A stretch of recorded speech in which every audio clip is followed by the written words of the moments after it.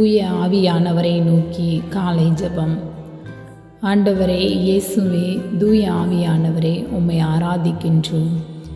எங்களை தேர்ந்து கொண்டவரே, பெயர் சொல்லி அழைத்தவரே, உள்ளங்கையில் பொறித்து வைத்திருப்பவரே, தாயின் கருவில் உருவாகும் முன்னரே என்னை தெரிந்து கொண்டவரே, தகுதியற்ற எங்களையும் தகுதிப்படுத்தியவரே, காண்கிறவரே, காக்கிறவரே, கிருபை உள்ளவரே, இரக்கம் உள்ளவரே, மனதுருக்கம் உடையவரே, பேரன்பு கொண்டவரே, நன்மையால் எங்களை நிரப்புகிறவரே, எம் பலவீனங்களோடு அன்பு செய்யும் இயேசுவே, உமது பலத்தால் இடை கட்டுகிறவரே, பலவீனன் என்று தள்ளாதவரே, மறவாதவரே, மாறாதவரே, அன்பு நேசரே, இரக்கத்தின் சிகரமே, அன்பின் ஊற்றே, உலகம் தராத அன்பையும் சமாதானத்தையும் தருபவரே, உமக்கு கோடான கோடி நன்றியும் புகழும் மாட்சியும் மகிமையும் செலுத்துகின்றோம். புது வாழ்வில் பூக்கிற அனுபவம், தெய்வ பிரசன்னம் கிடைக்கிறது.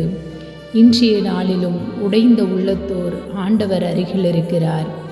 நமக்கும் அதே அனுபவத்தில் நற்கருணை பேழையில் பிரசன்னமாயிருந்து நமக்கும் வாழ்வில் சலிப்புடன் களைப்புடன் இருக்கும்போது ஆறுதலாக அருமருந்தாக நம் கண்ணீருக்கு பதில் தருபவராக, மன்றாட்டுக்கு செவி சாய்க்கின்றவராக நம்முடன் பயணிக்கிறார் என்பதை உணர்ந்து நற்கருணை பிரசன்னத்தில் நம் நம்பிக்கையை வைத்து இந்த உலகத்தை ஜெயிக்க இயேசுவிடம் சரணாகதி அடைவோம்.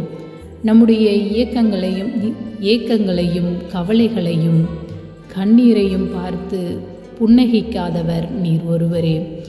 எங்கள் குடும்பங்களில் உள்ள சமாதான குறைகளை நீக்கி சமாதானத்தை தருபவர் நீரே. உடல் உள்ள பலவீனங்களை நீக்கி நல்ல சுகத்தை தருபவரும் நீரே. நாங்கள் யாரிடம் செல்வோம் உம்மை அன்றி? உம் பாதத்திலே எங்களுடைய கண்ணீர்களையும் ஏக்கங்களையும் கவலைகளையும், எங்கள் குடும்பங்களில் உள்ள தடைகளையும் நோய்களையும் சமாதான குறைவுகளையும் உன் பாதத்தில் சமர்ப்பிக்கின்றோம். நீரே எங்களுக்கு எல்லா விதத்திலும் நிறைவளிப்பவராக இருப்பதனாலே நன்றி கூறுகின்றோம்.